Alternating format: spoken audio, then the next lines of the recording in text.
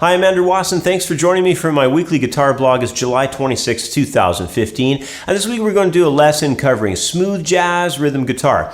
And this week's question was sent in from Shane. He's out in Syracuse, New York, and he wrote in with this email. This week I watched your video lesson on smooth jazz melodies and I liked it. I was wondering if you might expand on that and add another video on smooth jazz rhythm guitar. I really like this style, but even though I've worked on a number of the seventh and extended chords, I can't seem to nail that overall funky jazzy feel of smooth jazz from a rhythm guitar angle. From Shane in Syracuse, New York, USA. Well, thanks for writing in, Shane. Smooth jazz rhythm guitar is an approach to playing rhythm guitar that it combines the 16th note groove of funk with the feel of jazz and harmony of jazz, and also rolls in a smoothness more associated to soul and R&B style.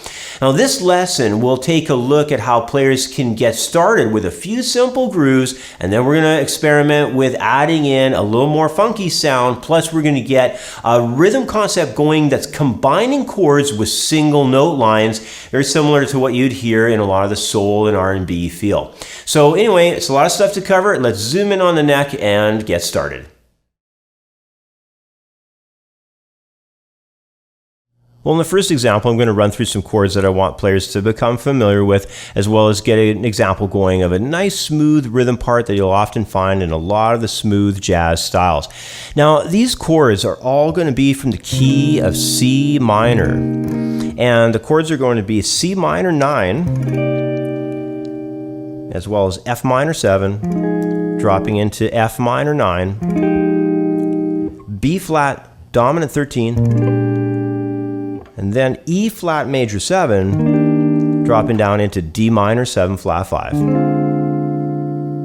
All right, now the rhythmic idea itself is going to be one that primarily jams out on a recurring groove. It's going to be a dotted chord note moving into an attack on the upbeat of 2, and then sustaining into beats 3 and 4 with a half note. So the feel is going to be like this: 1 and 2 and 3, 4. 1 and 2 and 3, 4. All right. Now, we're going to have a little bit of a change up in measures 2 and 4. I've got 2 chords in those measures pushing the groove and bringing in the end of the measures to loop the progression. Now, the only difference between measure 2 and measure 4 is that measure 4 is going to just use half notes pushing the time.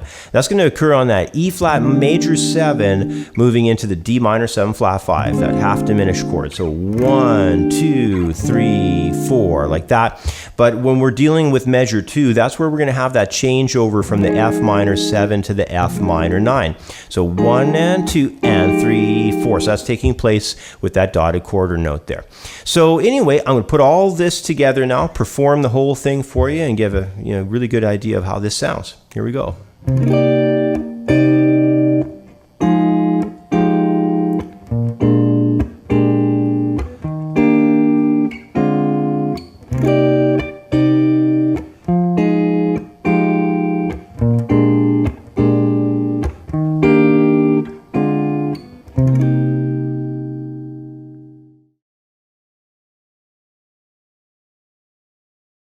All right, in my next example, I've got a busy 16th note copy of our first progression that's introducing that real funky effect into the mix. Now, smooth jazz is a style that contains a lot of funky highlights, and quite often, those funky ideas are going to be followed up by single note runs that are going to operate to connect the chords. Now, first thing I want to do is actually take a focus here on the third measure of the idea that I have. What it's doing there is, if you'll recall, in the third measure before, we had the B flat chord that was the dominant 13. So what we're doing now is we're going to take a little piece of that 13th chord. It's just from 4th string to the 2nd string. We're going to do a 16th note groove there. And then we're going to have a little melodic statement at a pentatonic. So this little pentatonic run. All right? So that's really cool. It's a really great way to accent and highlight these runs and chord connections. And I think it's really something cool to work on as you're developing some of your smooth jazz lines. Now, another element that we're going to often find in smooth jazz as we introduce more funky effects are going to be chords that will get cut down into smaller segments, just like you saw with that 13th. It was just a piece of the larger chord. So basically, these smaller segments are just pieces of the original voicings on the neck. So all you're doing is cutting them down, working with a few strings, and that's it. I'm going to play through each measure slowly, and just I'd like you to take notice of how the larger chord voicings from our first example have been cut back into just 2 or 3, sometimes 4-note voicings in this funkier example. Now, if you'll remember, the first chord we had before was the C minor 9. And what I'm going to do there is I'm just going to have a C minor 7. I'm going to slide into it, though, all 16th notes. Then I'm going to add in that 9th up on top. This is some little shots there. Then what I'm going to do is from the F minor 7 that we had in the first examples, I'm just going to cut that down really small, just 2 notes. It's just going to be the 8th and 9th frets only. I'm still going to add a little slide in there too, just funk it up a bit. Then what I'm going to do is I'm still going to use the minor 9 as well, but I'm just going to use a piece of the minor 7 that we had from before, and then a piece of the minor 9. So those shots are going to come in like that off the 16th up front. Just dropping like so. Third measure I played with you already, just having those 16ths, that little piece out of that B flat 13. With the guitar lick, of course.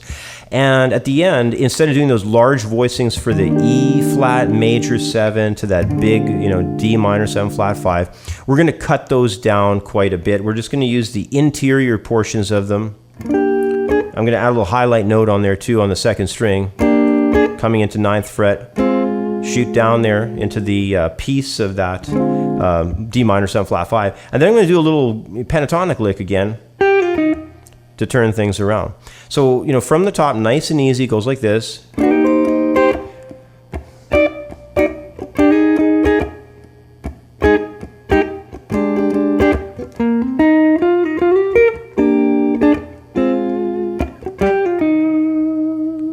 So I'm going to speed it up a little bit. You can tell it's a really nice part now. We got small segments, but it's gotten a lot busier, so it may be a little more difficult to memorize. But overall, it's just you take it measure by measure. Memorize it in chunks and small pieces, and it'll come together for you. But here it is, a little bit faster.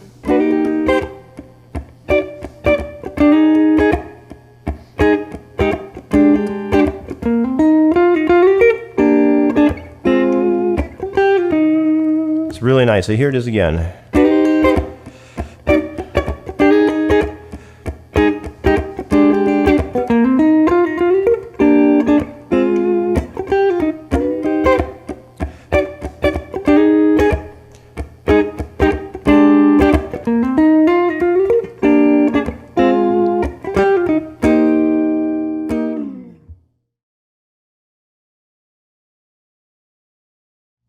Well, in my final example, I'm going to bring in the effects of smooth soul R&B style by introducing the concept of a recurring theme across the measures. It's something that you'll hear quite often in the old classic soul tunes or R&B tunes.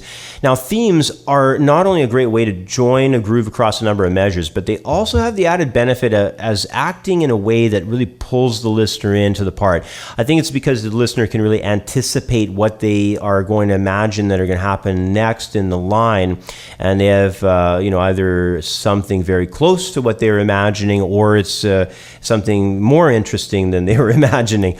Now, when we listen to the sounds of some of these famous soul R&B artists, like maybe Marvin Gaye or Sam and Dave or Bill Withers, we're going to often hear short connecting themes, many times built out of the pentatonic scale, that are going to get placed after small chord shots on the guitar.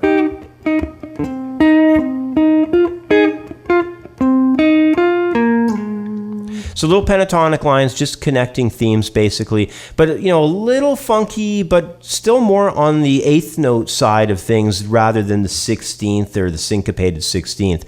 Now, what we're going to do here is look at the harmony. It's going to be the same harmony, C minor key center. We're going to have C minor 7, F minor 7, the B flat 13, still the E flat into that D minor 7 flat 5, but we're going to mix it up a little bit here and just have that theme, sort of the more soul R&B side of things going on. So instead of playing just the big old C minor 7 there, we're going to take a little piece out of it, a little 2-note chord idea, play a single tone off of that, and then go into a pentatonic scale.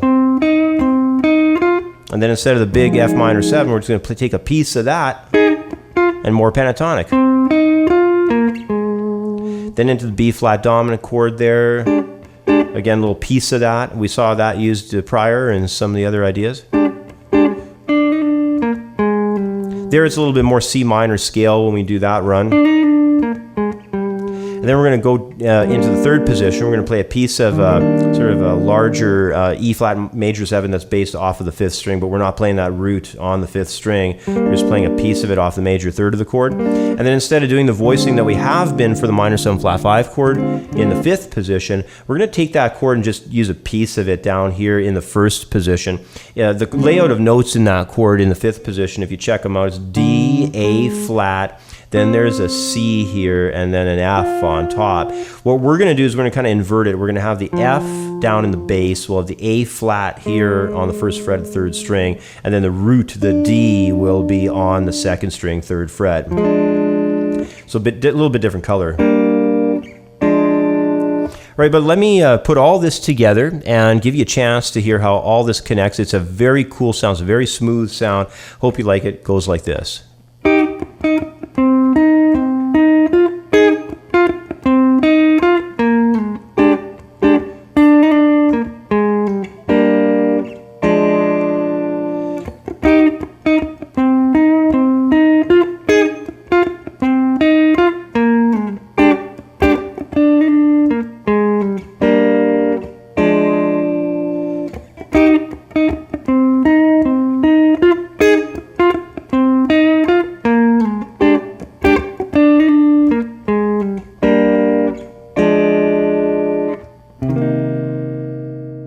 To perform smooth jazz rhythm guitar, it will take at least a minimum of an intermediate skill level on guitar for both the chord knowledge, the harmonies, and the overall rhythmic feel that's required. So this is definitely not something that a beginner is going to jump into. There's also a lot of time that needs to be spent listening to the famous artists in this style, and there's even more time that should go into the practicing of the application of the chord shapes and the rhythmic feel. So there's a lot of work to do in this. Overall, smooth jazz music is a blend of pop music. There's obviously the jazz harmonies, and there's funk, and sort of an amalgamation of all of those, really. So to perform it with good interpretation, players need to be fairly well versed with all these styles. Basically, what I suggest is learn the examples that I put together in this lesson, get as good as you can at the various chords that are used in this style, and then overall, basically just have fun with the idea of playing a very smooth sounding guitar style that has a lot of soul to it and a lot of really good groove. It's a fun style to jam out on. Anyway, that's about all the time that I have for today. As always, I want to say thanks for watching. Please subscribe to the channel, and if at all possible, please consider a small donation to help fund the Guitar Lessons project here. Every little bit helps. Otherwise, have yourself a really great week, and I will catch up with you next time. Bye for now. I'd like to take a moment to mention another guitar video lesson project I've started. It's a unique guitar lesson approach that I'm doing online, and it's not like anything I've done before. Best of all, it's 100% free. I've called this approach Guitar Micro Lessons, and they're a great way to learn a few new licks or riffs or chord shapes each week. Now, these Guitar Micro Lessons are quick and easy to learn from. They're very short, with each lesson running between only 1.5 minutes to 2 minutes in length. They're published to YouTube from Monday to Thursday on my other Guitar Blog Update YouTube channel, and you can either subscribe to that channel to guarantee getting each new episode, or just visit the channel whenever it's convenient for you and check out the new micro lessons in the playlist on the Guitar Blog Update channel's homepage.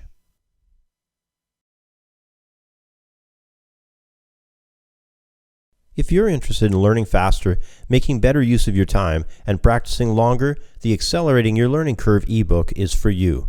Over 60 pages of information on how to take control of both the way you learn and the time that you devote to your practicing. Accelerating Your Learning Curve is available for instant download in the View Our Products area at creativeguitarstudio.com.